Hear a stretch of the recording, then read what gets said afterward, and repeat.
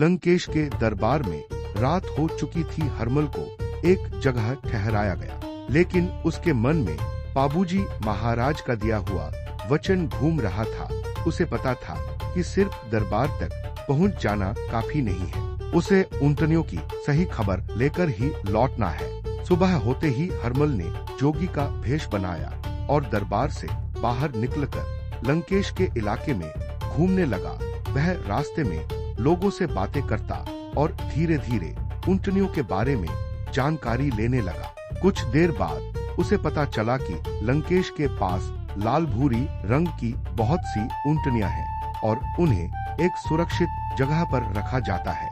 हरमल दूर से उस जगह को देखने लगा। सामने ऊंटनियों का बड़ा झुंड दिखाई दे रहा था। हरमल ने मन ही मन कहा, तो यही है वे ऊंटनियां जिनका वचन पाबूजी महाराज ने दिया है। लेकिन हरमल जानता था कि बिना पूरी जानकारी के वापस जाना ठीक नहीं होगा।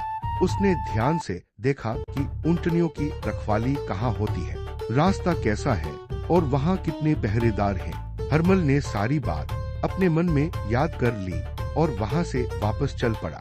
उसने सोचा, अब मुझे पाबूजी महाराज को सब कुछ बताना है। ऊंटनियां कहाँ हैं, उनकी रखवाली कैसे होती है और वहाँ तक पहुँचना किस रास्ते से आसान होगा। कई दिनों की यात्रा के बाद हरमल वापस पाबूजी महाराज के पास पहुँचा।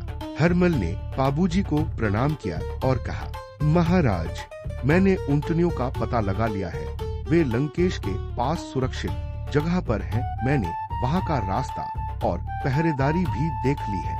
पाबूजी महाराज ने हरमल की बात ध्यान से सुनी और कहा, हरमल, तुमने अपना काम पूरा कर दिया। अब हमारा वचन पूरा करने का समय आ गया है। हरमल ने सिर झुकाकर कहा, महाराज, अब जो आज्ञा हो, मैं तैयार हूँ। पाबूजी महाराज ने अपने साथियों की ओर देखा। सब समझ चुके थे कि अब अगला कदम लंका की ओर होगा, लेकिन लंका तक पहुंचना और लंकेश के इलाके से ऊंटनियां लेकर लौटना आसान नहीं था। अब पाबूजी महाराज के सामने सबसे बड़ी चुनौती खड़ी थी। जानिए पाबूजी महाराज की कथा के अगले एपिसोड में।